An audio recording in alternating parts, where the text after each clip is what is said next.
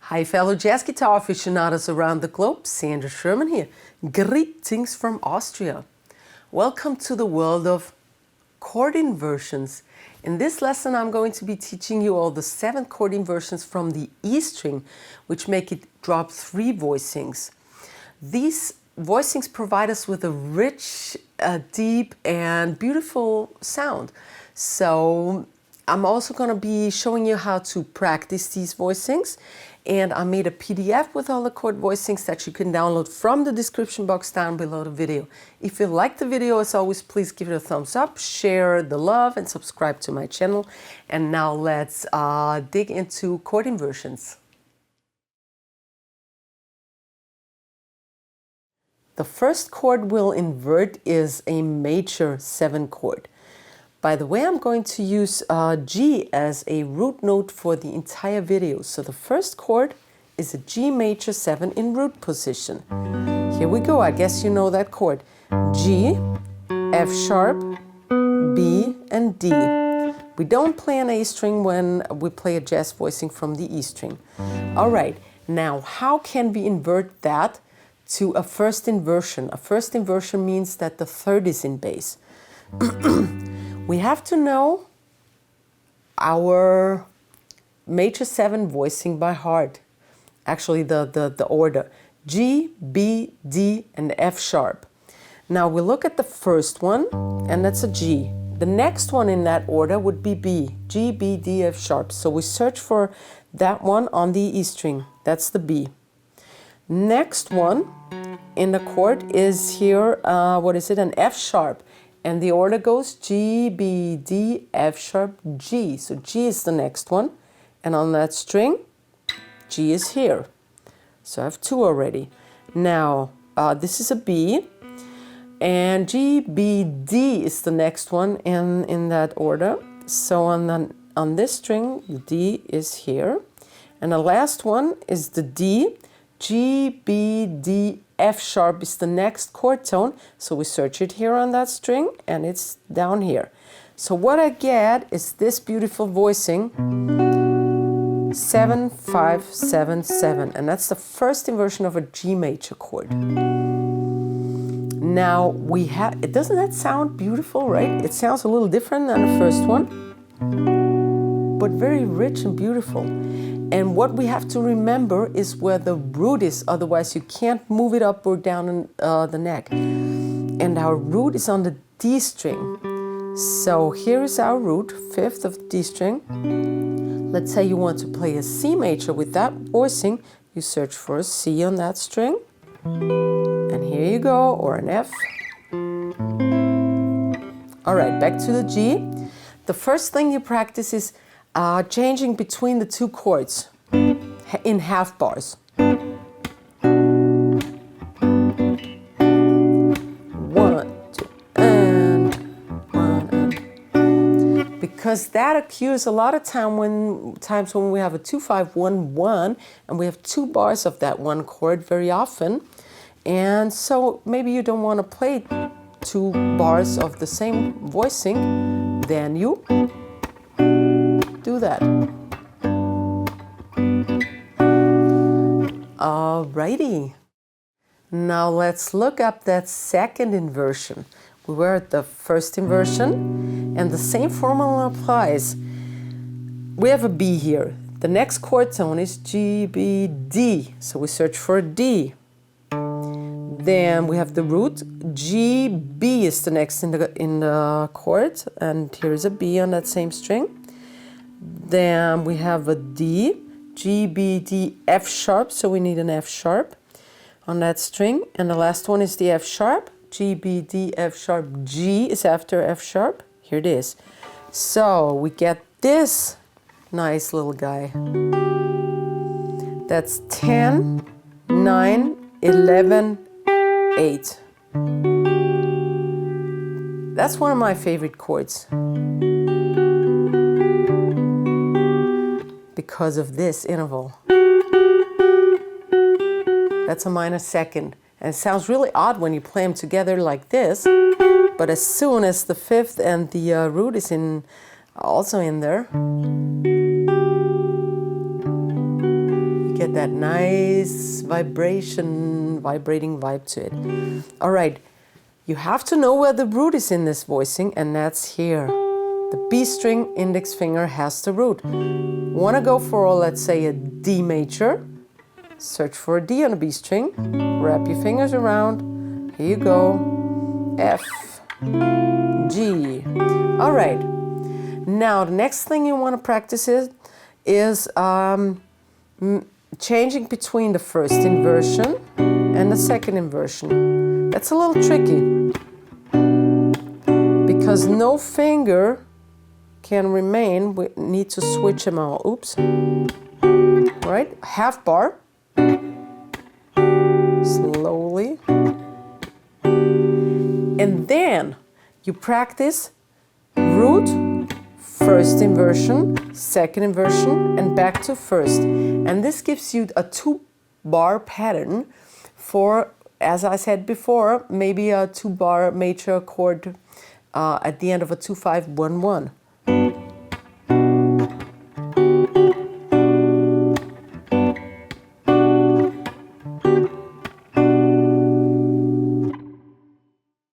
And here is the third inversion. The third inversion has the 7th in bass. And since a G major 7 chord has a major 7, which is just 1 fret below, 1/2 note below the root, this clashes a bit with the bass line. So, but we still need it for walking bass or as a passing chord.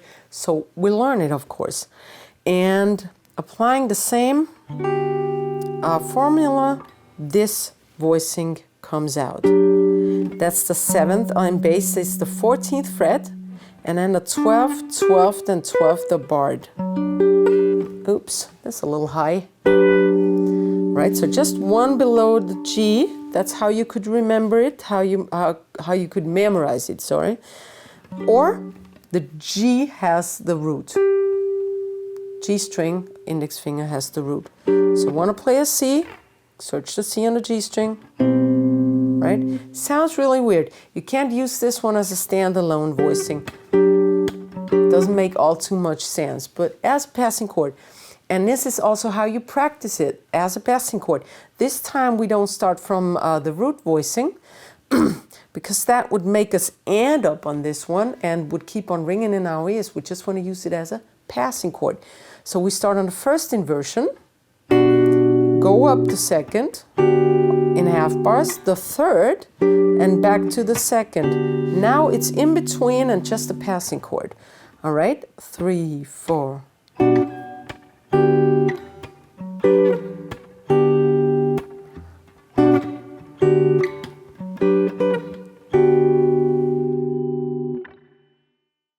One of the most effective ways to practice newly learned stuff is to play it in the cycle of fourths. You have to cycle here as an insert, and you can print it, make a screenshot and print it, or you write it down yourself. You need to have that in front of you for so many things to practice, so I'm giving you a second now to screenshot it. Look for an area at the fretboard. We have a low, mid-range, and upper area. Let's pick the mid-range. It's about 4th to 9th fret, plus minus 1 fret. All right, and let's start with the G major 7 chord. And the one we have in this very area is the first inversion, because I see a G here. And this belongs to the first inversion. Then I look at my sheet, or I know it by heart, and I see the next chord in the cycle of fourths is a C, or scale, whatever you want to practice. So C is the next thing we want to practice, C major 7 chord in our case. I search for a C on one of the root strings we had. We had the E string as a root, we had the D string as a root, the G string was the third inversion, and the B string. All right, so a C, I see one here immediately on the G string, and the G string had the second inversion. Doesn't sound all that good, but just for practicing reasons. All right, so you go from the G to the C major. Next thing, you look on your sheet and you see the next chord is F. So F major 7. I'll look up for an F. I have one here, but we don't have a root on the A string without drop 3 voicings. And the other one I see is on a B string. And we do have the second inversion here on the B string. Oops. So here's the F major 7 voicing. Next one on our sheet with the cycle of fourths is B flat. And I think that's very clear. You see a B flat here, and that's the root position. Okay, one last. We see an E flat on our sheet. Where is an E flat? Here is one, but that would be up very high, is out of our position. So let's pick the second inversion again with the E flat, being here. All right, and so you climb through the cycle of fourths and you stay in one position. This is called vertical playing. All right, so you can't cheat yourself by playing just horizontally, but being forced to stay in an area and search for the chords who are there. All right. Now let's go over to the dominant chord. We have a G dominant chord in root position here. You could play it with your fingers or with the thumb. That's the G, the F now instead of the F sharp, the B and the D, because we have a minor 7, a flat 7th. So that's a G 7th chord, and we invert it the same way as we did before. B, G, here is our root, D, and now F instead of F sharp again. So this is a beautiful G7 inversion. 7, 5, 7, 6. Again, you practice going from the root to the first inversion. Now the second inversion is up here. It's like that G7 we all know, but with the 5th in bass. 10, 9, 10, 8.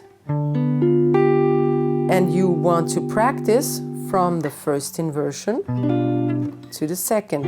And also you practice from the first chord, the root position.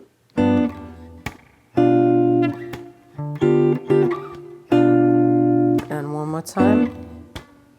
Always half bars. The root is up on the B string again. The root always stays the same. Actually, all the intervals stay the same, because when we had the major chord here, we just had an F sharp instead of the F7. But the voicing is always the same. For the second inversion, for example, we have 5. This is the 3rd, this is the 7th, and this is the root. It's always the same no matter what chord voicing you play, as long as it's a second inversion, right? Just the major 7 drops to the minor 7, to the flat 7th. So the root is up here again, and that's what you have to memorize. And now let's go check the third inversion with the 7th in bass. And what we get is this. The 13 of the E string, 12, 12, 12 of D, G, and B strings. Remember, the last time on the major 7, I told you it's not good for a standalone chord, because we had the major 7 in bass and it clashes with the root. The flat 7th on the other side does not clash that much with the root, because it's not a semi but a full tone apart. So, and this is a really nice voicing I like very much, because it doesn't sound really like a 7th chord. It sounds to me like some kind of altered chord. But it's just a simple 7th chord with the 7th in bass. The root is on the G string again. And you want to practice from the first inversion, here we are, to the second inversion, to the third inversion, and back to the second. Yeah. So.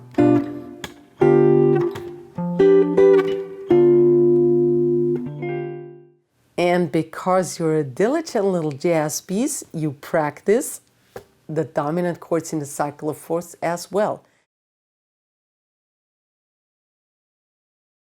And here is the minor 7th chord in root position, G minor 7, 3, 3, 3, 3. All right, what has changed from the dominant chord? That's the major third went down to the minor third. Root, 7th, minor third, 5th.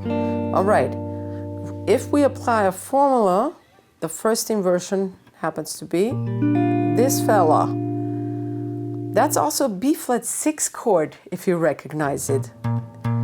But if the G is in bass, or the bass player plays a G, or it's supposed to be a G, whatever, then it's a G minor 7. So G minor 7 equals a B flat major, a B flat 6. All right, root is here.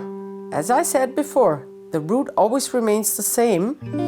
First inversions, all first inversions have the root on the D string, index finger. All right, now what you do is you play around a bit.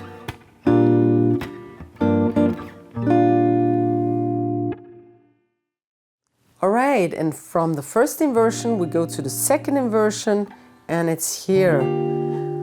We have most people know the G minor 9 chord here. There's also a G minor 7 chord here, and the 5th in bass makes it this chord. So 10, 8, 10, 8.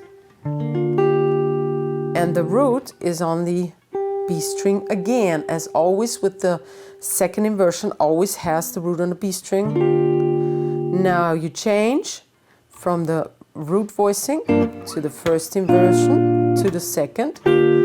If you have small fingers like me, sometimes I bar over everything, but I don't play the A string at all. So, and you go back. So,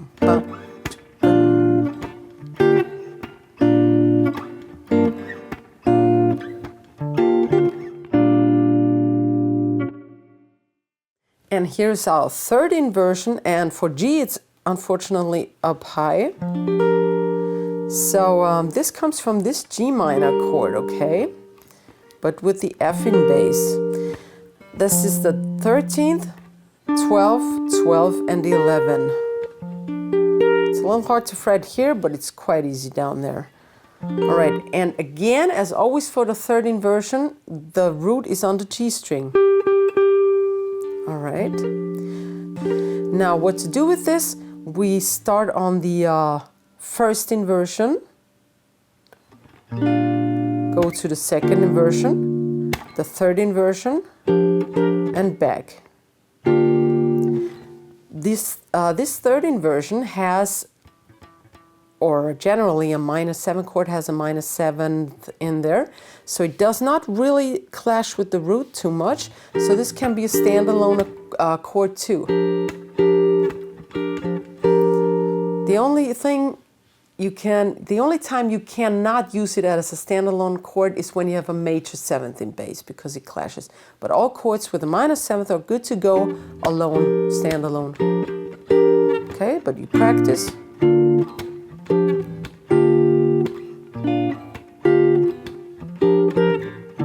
Oops.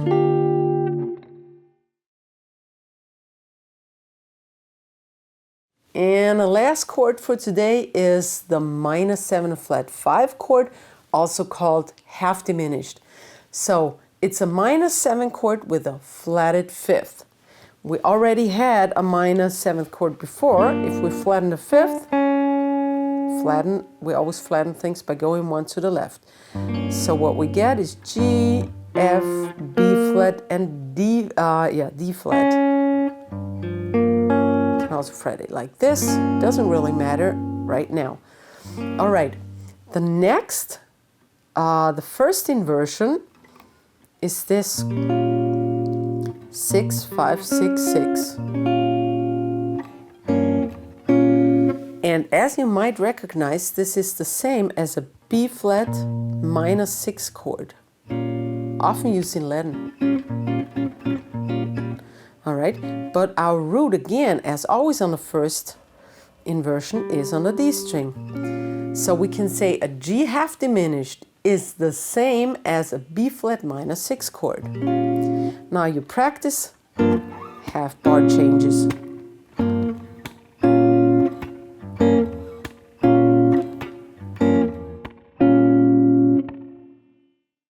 Now to the second inversion. We are up here on the D flat, which is the flat fifth of the chord. And this is our chord voicing. 9th fret, 8th fret barred, 10th fret, and 8th fret. D flat, B flat, F, and G. Here's our root, the G, as always on the second inversion. The middle finger can glide up here now from the first inversion to the second.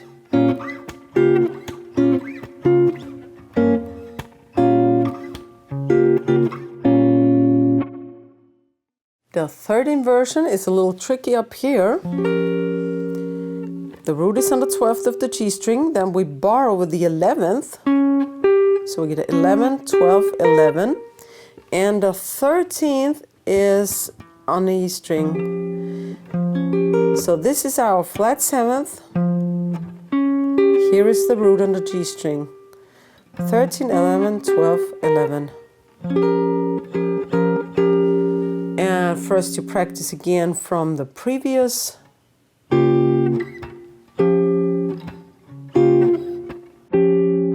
And then you practice again from the first inversion.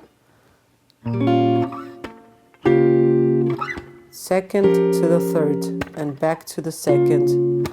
Bum, bum.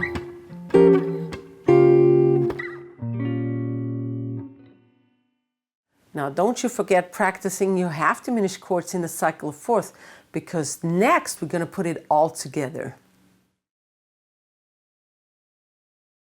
Now let's put it all together. You can actually choose any of your favorite jazz standards, but for this lesson I chose All the Things You Are, the B section, actually just an excerpt because this song is really long. I take just 8 bars, I think it is, yeah, of an excerpt of the B section of All the Things You Are, because it has all the different chord family types that I want.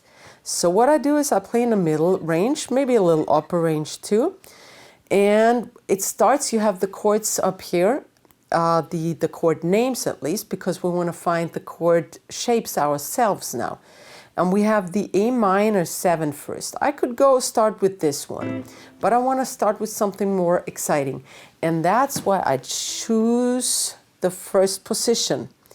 And I see an A here. And the D string tells me I need the first inversion of a minor 7 voicing. And that's it, A minor 7. So I play that for a bar. Next is D7.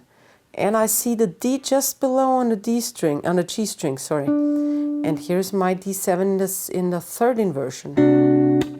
That sounds awesome. It sounds a little bit altered, but it's just a regular 7th chord. I really love this chord inversion. Next is the one chord, it's a G major 7 chord. And I see one here that would be up here. I first take this one, the first inversion. Here's my G. So I go from here to here. And now we have exactly what I told you before, 2 bars of a 1 chord. I don't want to stay there all the time for 2 bars. You can do that, but it's a lot more exciting if you change now, going from here to the next inversion. That's the second inversion of G major 7. And I would like to go up to the third, but it's a little too high for me now. So because we're in the key of G, I'm going back. So I just do second inversion and back to first. All right. Then I have an F sharp half diminished chord. And I already have an F sharp here. So this, on a B string, the second inversion is our chord. 8, 10, 7, 7.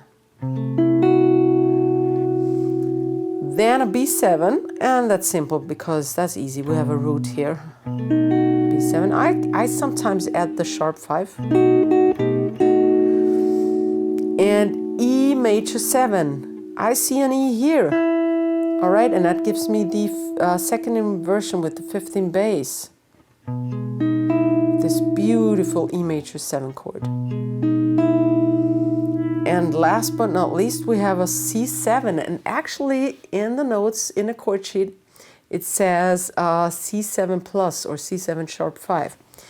Let's look at that. First, I'm searching for a C7. I have a C here, and I'm choosing, and that's why I choose this third inversion, the same we had on the D before. Now it says sharp 5.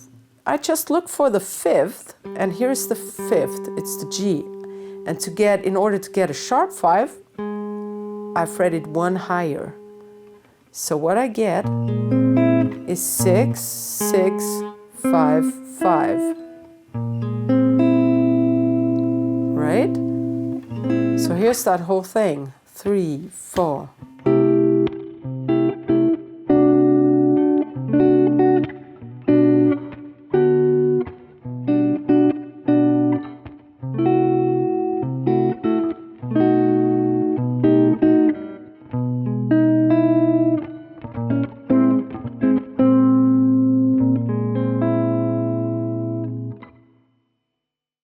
I hope you liked my jazz guitar tutorial on chord inversions, and if you did so, please give me a thumbs up. Don't forget to hit that little bell notification so you never miss out on a new video, and subscribe to my channel.